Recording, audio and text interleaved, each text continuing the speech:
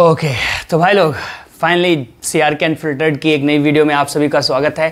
And आप सभी को पता है कि इस समय एक ग्लोबल फिनोमेना चल रहा है यानी कि स्क्विड गेम का। एंड मैं सोचा कि चलो ठीक है थोड़ा बहुत इसी पर डिस्कस कर लेते हैं, क्योंकि काफ़ी चीज़ें थी जिनको मैं मेन चैनल पर आपके साथ डिस्कस कर चुका हूँ, लेकिन बहुत सारी और भी चीज़ें हैं जो कि छूट जाती हैं एंड उन पर एक अनफिल्टर्ड ओपिनियन जो होता है ना उस पर थोड़ा सा बात करते हैं। अब देखो स्क्विड गेम का सीज़न 3 जो है वो आ चुका है एंड होप करता हूँ कि आप में से बहुतों ने मेरे जैसे ही देख लिया होगा एंड कहीं ना कहीं मज़ा आया होगा।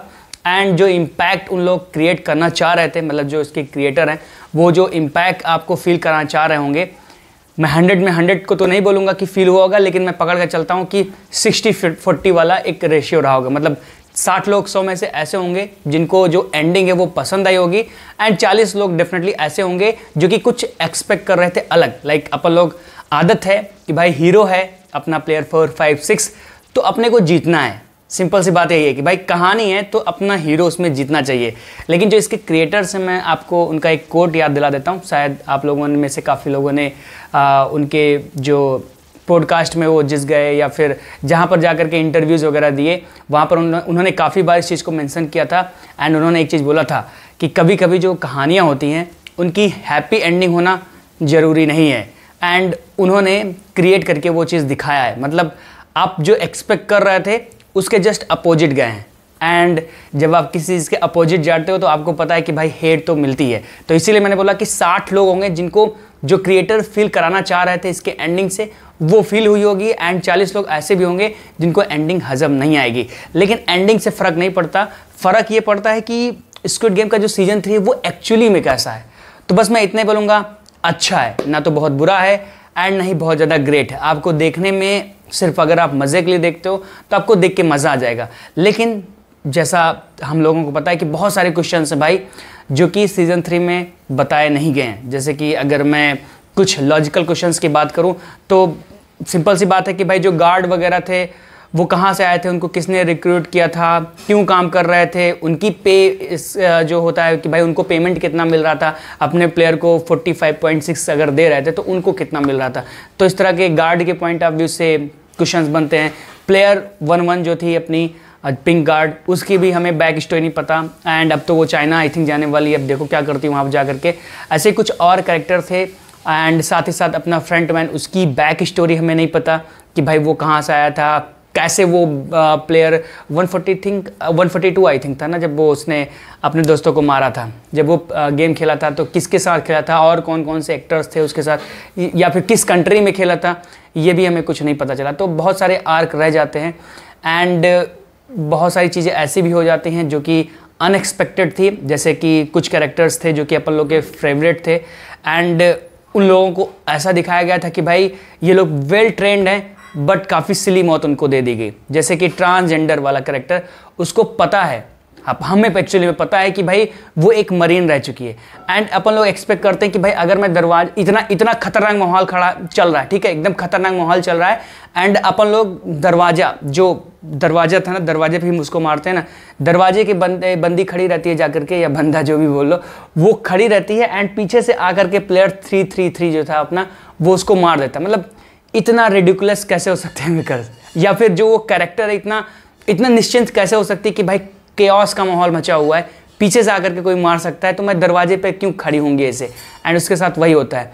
प्लेयर 4, 5, 6 को ही अगर अपन लोग पकड़ ले तो डेहो के कैरेक्टर को मारता है, जो कि अनएक्सपेक्टेड था, थोड़ा सा सिली था कि वो भाई काफ़ी लोगों को ऐसे ही बड़े बड़े कांड करने के बाद वो उनको छोड़ चुका है, लेकिन उसके पीछे ऐसे पड़ जाता है जैसे कि मतलब भाई मारना है बस इसको।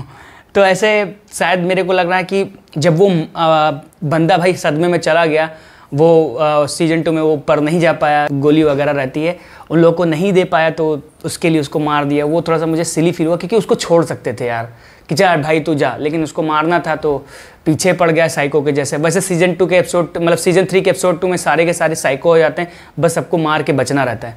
तो इस तरह के कुछ कैरेक्टर्स थे जो कि मारे गए ना, तो वो सिली डिसीजन लेकर के मार दिए गए। तो ऐसा शायद नहीं होना चाहिए था, बाल सही कर लेता हूँ। बाकी ऐसा नहीं है कि सीजन 3 बुरा है, क्रिटिसिज्म मिलना चाहिए, अच्छी बात होती है। एंड मैं 1-2 रिव्यूज़ भी देख रहा था जहाँ पर जो बड़े बड़े क्रिटिक्स हैं भाई ना, वो लोग थोड़ा बहुत बुराई कर रहे थे। जैसे कि अभी के रिव्यू का मैंने रिव्यू देखा था सॉरी। तो भाई ने ये बोला कि बोरिंग, वहाँ पर भाई ने काफ़ी चीज़ें क्रिटिसाइज़ की, जिसमें से एक उनका इंपॉर्टेंट पॉइंट ये था कि काफ़ी लंबा है एंड बोर करता है।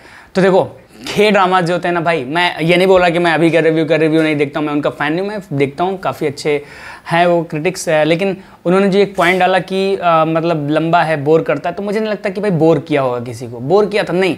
देखने में वो आप माइंड सेट अपना बना सकते हो कि कुछ चीज़ें थी जो कि अच्छी नहीं लगी, कुछ चीज़ें थी जहाँ पर मेकर्स ने गलतियाँ की, या फिर कुछ चीज़ें थी जो कि और बेटर हो सकती थी, बट बोर करने वाली बात वो शायद नहीं थी।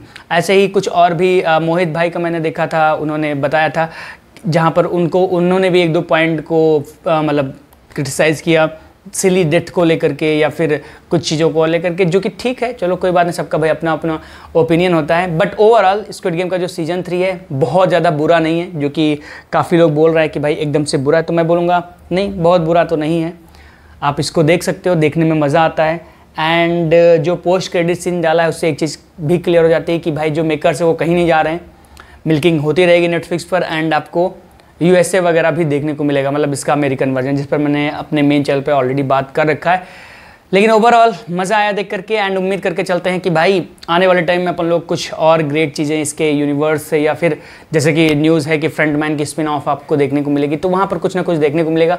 बट ओवरऑल आपको सीज़न 3 कैसा लगा है, आप कौन से पॉइंट है जिन पर क्रिटिसाइज़ करना चाहते हो मेकर्स को, कमेंट बॉक्स में लिख करके बता देना। बाकी इस चैनल की जो सेकंड मेन वीडियो है जिस पर मैं आपको कुछ और कहानियाँ सुनाऊंगा, उस पर मैं प्रिपरेशन कर रहा हूँ, एंड बहुत जल्दी वो भी आपको देखने को मिल जाएगा। लेकिन अभी के लिए squid game was good, worth watching था, मज़ा आया देख करके, एंड एक सेटिस्फाइंग एंडिंग था पर्सनली मेरे लिए, क्योंकि मैं प्लेयर 4, 5, 6 की जर्नी को फॉलो कर रहा था एंड उसी के लिए देख रहा था। तो मेरे हिसाब से वो जो मेकर्स ने दिखाया है वो काफ़ी अच्छा था, देखने में मज़ा आया, and I am very satisfied. बाकी आपका ओपिनियन कमेंट बॉक्स में